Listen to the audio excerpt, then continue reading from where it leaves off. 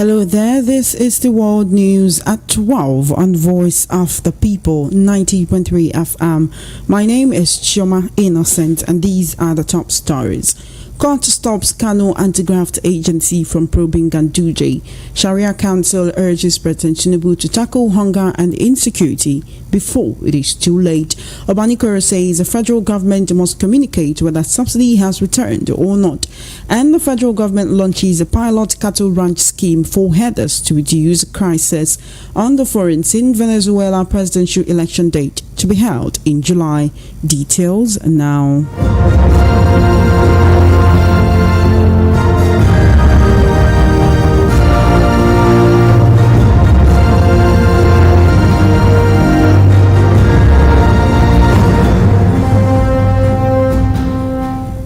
Thank you for staying with us. The World News at 12 begins with the Federal High Court in Kano issuing a ruling preventing the Kano State Public Complaint and Anti-Corruption Commission from inviting or investigating Abdullahi Ganduje, the national chairman of the All Progressives Congress APC, regarding bribery allegations leveled against him. Presiding over the case, the judge highlighted that the alleged infractions fall under federal jurisdiction, deeming it outside the scope of the state anti-graft agency. The court emphasized that matters of this nature should be handled by federal agencies such as the Economic and Financial Crimes Commission (EFCC). Reacting to the judgment, Usman Fari, counsel for the PCACC, announced the plans to appeal the verdict, expressing his client's satisfaction with the ruling.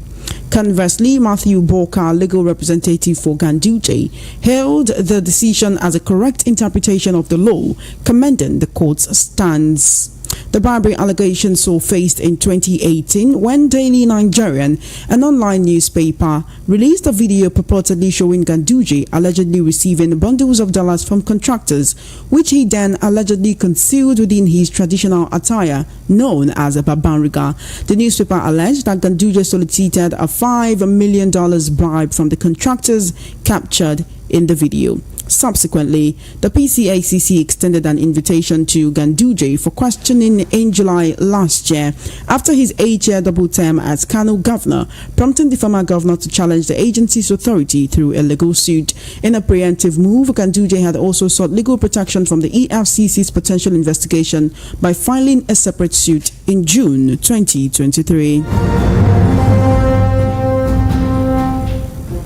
Meanwhile, the Supreme Council for Sharia in Nigeria has asked the President Bola Tinubu-led government to immediately address the hunger and insecurity in the nation. The President of the Council, Sheikh Abdul Rashid Hadi stated this on Tuesday during a conference held in Kaduna State to deliberate on the state of the nation. Haditullah also alleged that trillions of naira were spent on security and power in the country, but noted that there were no commensurate results over the years. Speaking further, the Sharia Council president stated that the Muslim ticket of the Bola Tinubu-led administration does not guarantee a solution to the country's challenges. Speaking at the annual pre-Ramadan meeting of the SCSN, he said the idea of a Muslim ticket in Nigeria's political life has been emphatically established. Speaking further, he lamented that Nigerians are living in turbulent and unpredictable times characterized by fear, insecurity, excruciating poverty, mutual distrust, corruption, and despondency.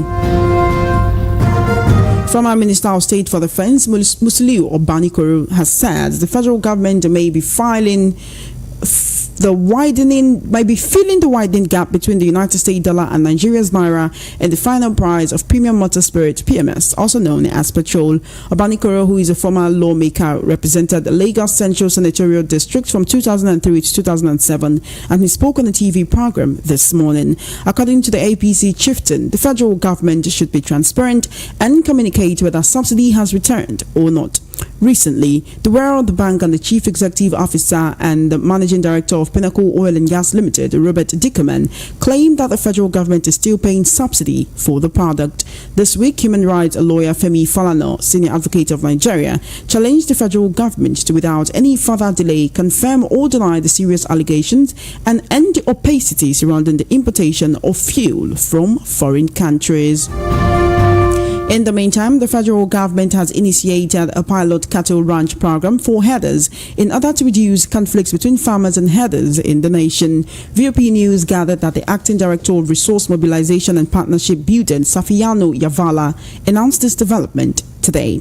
Speaking on behalf of the Director General of the National Agency for the Great Green Wall, Yusuf Buka, during a capacity building and technical training session on pilot cattle ranch, further farm and orchard planting in Nguru local government area of Yobe State, Yavala expressed regret that the conflicts between farmers and herders exacerbated by climate change have led to numerous casualties, displacement, resettlements and loss of assets such as livestock. Speaking at the event, the national president of the Miyetti Allah Cattle Breeders Association of Nigeria, Makban Baba Othman, elucidated that the economy can experience a significant boost through income regeneration when cattle ranching is adequately backed by essential infrastructure and other social amenities.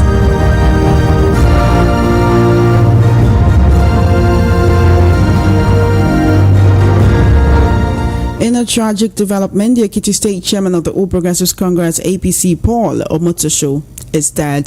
Omotosho died in the early hours of today after a brief illness. VP News gathered from close sources that the Imasi Ekiti-born politician actively participated in a series of political meetings on Monday. He reportedly complained of feeling unwell on Tuesday, which caused him to be rushed to a government hospital in Ado-Ekiti, the state capital, where he later gave up the ghost. You will recall that the late Omotosho was kidnapped in July last year and was released after 5 days. Well, now joining me to discuss these and other issues on the World News at 12 this afternoon, I have Mr. Chukwuma Okoro. He is a public, social and national affairs analyst. Mr. Okoro, good afternoon, sir. Good afternoon. Good afternoon, listener. Yeah, thank you so much for joining me. Mr. Okoro, I can hear myself in your background. Hello? Yes, thank you so much. This is so much better. It's much clearer now. So let us begin with the issue of bribery, corruption, and financial, allegations of financial misappropriation, right? So a court, the Federal High Court in Kano State, today issued a ruling preventing the Kano State Public Complaint and Anti-Corruption Commission from further prosecuting the national chairman of the APC, that's Abdullahi Ganduje. Now, we do know that he was the former governor of Kano State, served 2 terms, right? Now, the PCACC invited him last year after he finished serving as governor. Now, this was because of a video that was posted by an online newspaper in 2018 showing him allegedly stuffing wads of foreign currency into his agbada. And they were saying that this money was bribe received from contractors. Now, as it is right now, we do know that Ganduje had sought legal protection from the EFCC's potential investigation by filing a separate suit in June last year. With that suit, now with the High Court saying, look, this is not a case for the State Anti-Corruption Agency, this should go to the EFCC, it would seem that this case has been blocked on both sides. If this is a case of corruption captured on video, will justice be gotten with this kind of ruling from the Federal High Court today? You see, Chama, it is very clear to every observer, every discerning observer, that this is purely a political judgment. It's purely a political judgment because this is a crime that was allegedly committed against the Kano State government. When Ganduje was serving as Kano State governor, he did not ostensibly collect that bribe on behalf of the federal government for a federal government project. He did position as the governor of Kano State. So it beats me how a court can come up and make that kind of judgment that corruption case is a federal case when it knows that EFCC has already granted him a waiver, more like an injunction that they always go around shopping from us to evade justice. Now, the Kano State government on its own has an anti-corruption agency. So what prevents the court, what prevents the state anti-corruption agency from trying that case? So you can see clearly that it's a political judgment to ensure that that case dies and does not see the light of the day. Ganduje is not alone. It is common. Just this morning, so we heard about the appeal court saying that the EFCC has no right to retry the former other state governor, Kano. What do you make of that? Judicial murder. Sometime in 2008, Peter Odele, a court granted Peter Odele a perpetual injunction restraining the EFCC or any other body, ICC, any anti-corruption body, from trying and investigating him. And up till today, that case is still hanging. So, Ganduje is not alone. It's not connected to him. So it is normal in our judiciary, it is normal in our land. And every other day, we keep complaining about the corruption in the land. See, Choma, nobody, people cannot change whatever they condone. If we cry from now till tomorrow, interminably, and about corruption, and we do exactly against those things that are supposed to fight corruption, we will remain in this circle show that we run every other day till the end of time. The rest of humanity will be making progress. You know, we know that as Kano State Governor, he had immunity, right? And that's why the State Anti-Corruption Agency could not probe him, could not invite him until the end of his tenure last year. Yes, right? But he has lost that immunity. He has lost that immunity. He's no longer governor. And but now the state agency is trying to probe him. Is it then that the court is the one now stopping this probe, reportedly saying it's not within their purview? But like you rightly pointed out, if this crime was actually committed, then it was committed in Kano State, right? So why are you saying this is a case for the EFCC if this was something that was committed against the state, people of the state? Corruption in Nigeria is not denoted as a federal law, it's as a federal case. It's a federal case. Let's about 25 governments are on fire. You know, by the EFCC, by what? By offenses committed while they were state governors. In Abia State currently, we have a judicial panel of inquiries instituted by the present governor of Abia State, Dr. Alex Oti, trying to recover monies, funds from government funds from individuals that served in the state. That served in the state between 2007 and 2023. Nobody has gone to court to challenge that. Even when people went to court, the emotion were vacated, and the court said no, because the state has the right to try you. So corruption is not a federal offense. It's an offense against the state, whether state, local government, or the federal government. So it beats me how a court can issue that kind of judgment and everybody. But I'm happy too that the complainant has said that he is going to appeal the judgment, probably in an appeal court. So we'll see what comes out of it. Every time we complain about the judiciary, you know, and I always tell people, I have a lecturer in school, a law lecturer, who said that, look, justice is the will of the stronger party. Because in this case, it looks like Ganduje is throwing his federal powers around, you know, as the chairman of the APC. But he doesn't have immunity as chairman of the ruling party, does he? He doesn't. So that is why that judgment is a no-brainer. It's a no-brainer. It shouldn't stand. And I'm very sure that the appeal court is going to vacate that judgment. It shouldn't stand. Wouldn't that be preempting the judgment of the court? You know, if you're saying he's wielding his power as a national chairman of the ruling party, are you saying he can't take it up to the appeal court? No. It depends on on the justices of the appeal court. The place of this particular case is in the Supreme Court. If the complainant feels strongly about whatever, if he doesn't get judgment in the appeal court, he can as well go to the Supreme Court. So it is difficult to say that. No, it's not actually preempting it, because sometimes judges can be funny too. They look you in the face and give the right judgment. So let's see what comes out of the appeal court. While we're waiting to see what comes out of the appeal court, with all of this judgment, do you think that the judiciary has been able to redeem its image, which we can say was really battered due to the judgment arising from the 2023 general elections? Unfortunately, the Nigerian judiciary has, so to say, become almost irredeemable, because if you have caused a problem like 80%, and you are using 20% to claim to claim the mercy. It doesn't understand. Look at what happened in the 2023 concurrent jurisdiction. Different governments on the same matter had another state where people from the same Labour Party, people from the same Labour Party that went to court, to the same court of concurrent jurisdiction. The court said no, you won. The other court said no, you didn't win. So it just shows you that there was a lot of under the table manipulations. So it seems there is a disagreement between the judgments of the courts within the same jurisdiction and ruling on the same kind of cases. Yes, that's exactly what I'm saying. So judgment is at the instance of the judge. What the judge says is the right judgment is what it is.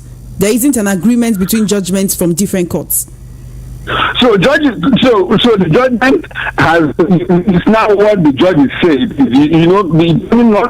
Not only one judge that stands on a case. There are always like three of them. So when two agree on a matter, it becomes a majority ruling. Because I have an instance where somebody that contested House of Representatives in the constituency from the APC went to court, and court said no, the Labour Party candidate that was elected was not duly nominated by his party based on section 77 subsection 1 and 2 of the 2022 Electoral Act, and they removed the Labour Party candidate. In another constituency, in Sukwatu federal constituency, the same Labour candidate was also removed. But when they went to appeal court, the appeal court differed. They disagreed. They said no, that it is not within the rights of the party. That is the right of the party to determine who represents it. It's a pre-election matter, so that the candidate, the complainant shouldn't have brought it in court. They dismissed it. Another person said he was not validly elected. So you saw the Supreme Court give the same judgment on the same case, the two different judgments. Okay, then. Let's move forward. Yes, go ahead. Thank you so much, Mr. Okoro. Let's move forward and talk about, what's going on in the country. We have something from the Sharia Council urging President Tinubu to tackle hunger and insecurity before it is too late. They're saying, look, the idea of a Muslim ticket in our political life is being emphatically established, but of course, the idea of a Muslim agenda, which we believe is the right of the Muslim majority in a democracy, is not on its own a solution to the myriad of challenges facing the country. Now, we do know that when all of this came up and we had, the president is a Muslim, the vice president is a Muslim, a few people kicked against it, a few people thought it wouldn't make any difference. But then, at the point where we have gotten to right now, where pockets of protest are springing up in different places, where economic hardship and insecurity is the order of the day, is it making any difference? That statement from that Muslim crowd is insulting to the sensibilities of Nigerians. How do you say so? Yes, it is.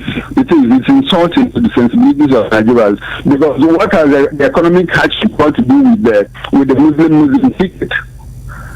Would it have been otherwise if Tinubu was a Christian and his vice was a Muslim? Again, that is a statement that is a no-brainer, because it doesn't speak to the issue at stake.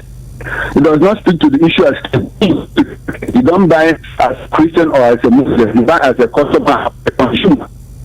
And again, there is this need that has endured, according to what the man said, that is the right of the Muslim majority in Nigeria. That is absolutely wrong. Muslims are not the majority in Nigeria. And no, if you go about it, was not a denominator. So it is difficult to say that either Christians or Muslims are the majority. And if you take it as it counts at 99.9% Christians. If you go to the middle, if you go to the southwest, it's about 55. It's about almost the same number of in that denomination, Christians and Muslims.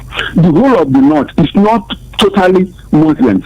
You go to Kaduna, you go to Bauchi, you go even Sokoto, and you have sprinkles of Christians here and there. the middle belt. So Adamawa, there are more Christians in Adamawa than Muslims. So how would somebody just come out to say Muslims are majority?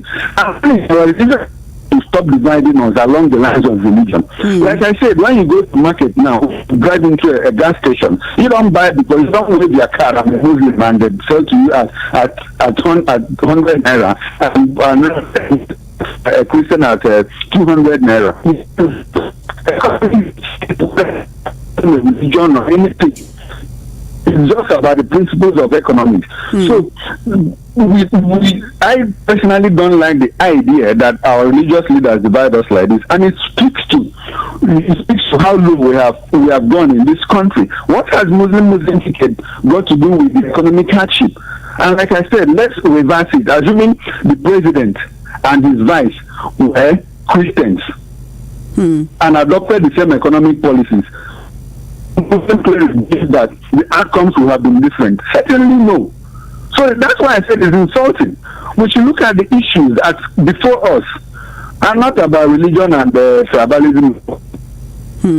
Okay, then let's now move on to the issue of fuel subsidy, right? We have a former Minister of State for Defense, Musiliu Obanikoro. He's also the former lawmaker who represented the Lagos Central Senatorial District from 2003 to 2007. He's saying the federal government has to come out and communicate whether subsidy has really been returned or not. Has it been fully removed or has it been returned like the World Bank and the CEO MD of Pinnacle Oil and Gas, Robert Dickerman, said? This week, human rights lawyer Femi Falana challenged the federal government, saying, look, it is time for you to confirm or deny these serious allegations and just end the opacity surrounding this, importation of fuel. Are you or are you not still paying subsidy? And if you are, I mean, to what extent? Maybe you're not paying in 100% anymore. Are you subsidizing fuel by any percentage right now? Even though the federal government says no, fuel subsidy has been fully removed. Economists and the people, oil marketers are saying, look, the landing cost of petrol is much higher than what we are buying it for at a litre right now. Has fuel subsidy been removed or not? The federal government needs to come out and let us know. Is this an opinion that you subscribe to, Mr. Okoro? Chama, the issue, this present federal government, the one of communication management. You see, I always say this in fora where I speak. I tell people, being a of English language, or mass communication, or you have served as a journalist before, does not make you a good public communications specialist. It is a learned. There's a body of knowledge called public communications, and it is learned. Just like medical doctors and engineers and lawyers go to school to learn. This present government does not know how to manage information. Talk about fuel subsidy. It is very clear to every discerning economist and people who are well informed that, see, this federal government is still paying subsidy. But it is true that they have not been able to decide. If you do the calculations with the naira and dollar exchange rate, it is very clear that the landing cost of petrol is in excess of 1,000 naira. So why are we buying petrol at 670 and 700? Who pays for the difference? The market that's so generous that they decide to throw away their profit and share it with the consumers. The simple answer is no. But for the federal government not to have come out to say, look, because they are trying to, the federal government is trying to save its face. In the first place, the manner in which is removed was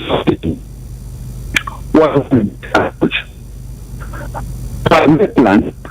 Probably President Tinubu said that he was going to make a political capital out of removing fuel subsidy with the snap of a finger on the podium when he was the day he was elected. It was wrong.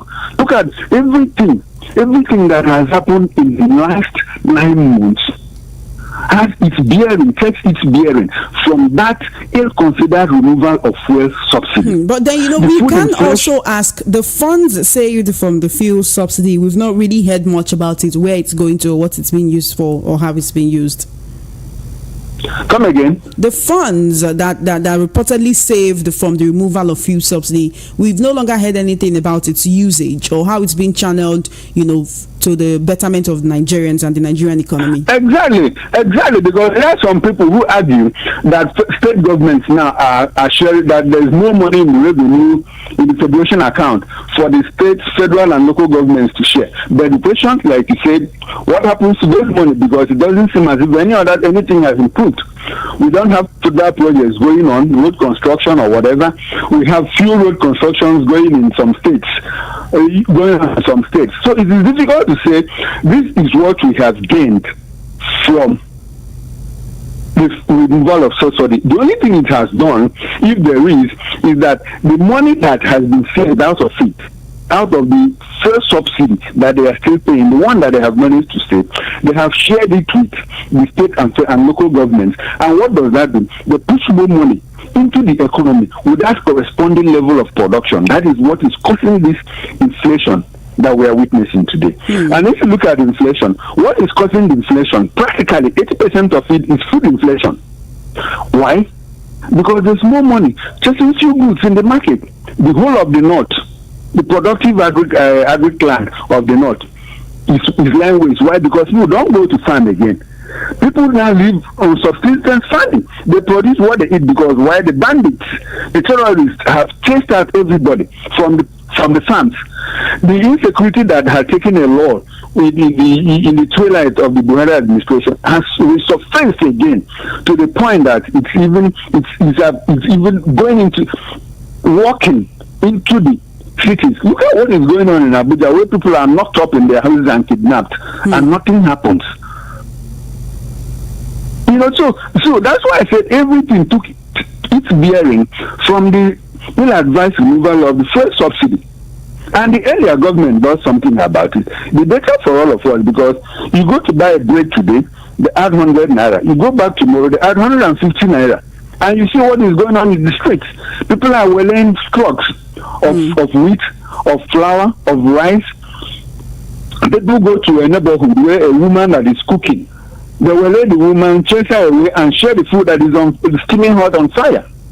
What do you call that? Aisha Mohammed the other day said that the revolution is here, and that is how it starts.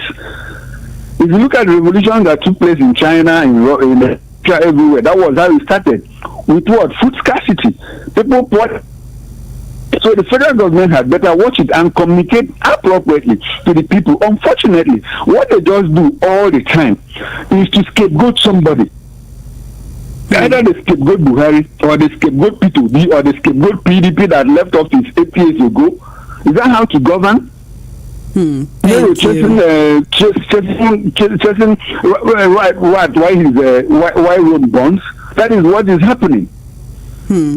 Thank you so much, Mr. Chukwuma Okoro, for joining me on the World News at 12 this afternoon. Your presence, your analysis really has made all the difference. I really hope when we call on you next time, you will join us as well. Thank you so dearly. That's fine, Choma. You're welcome. The pleasure is mine. Have an amazing day. You have been listening to Mr. Chukwuma Okoro, Social National Affairs Analyst, speaking about a few issues on the news today, like the removal of fuel subsidy, the Sharia Council urging the president to tackle hunger and insecurity before it is too late, and the court stopping the Kano anti-graft agency from probing the national APC chairman Abdullahi Ganduje. We'll now move on to the foreign scene. Venezuela has announced it will hold presidential elections on July 28th, which is months earlier than expected. President Nicolas Maduro, who has been in power for 11 years, is widely expected to seek re-election. His opponent, Maria Corina Machado, is banned from holding office for alleged financial misconduct, which she denies. Last year, the government and the opposition in the South American nation agreed to hold elections in 2024 and invite international observers. And that's it on the World News at 12. Just before we wrap up, let's take a look at the top stories again.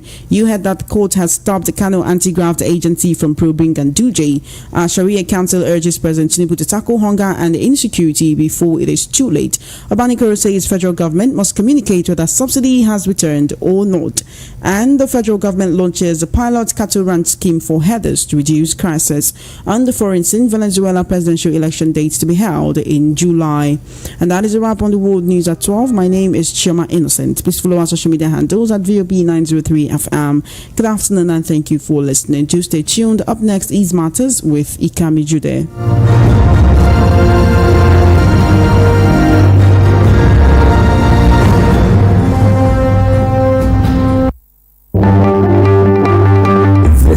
the station that gives you a voice. How can you be jubilating when judgment has not been given? Meaning that you are prohibited to judicial.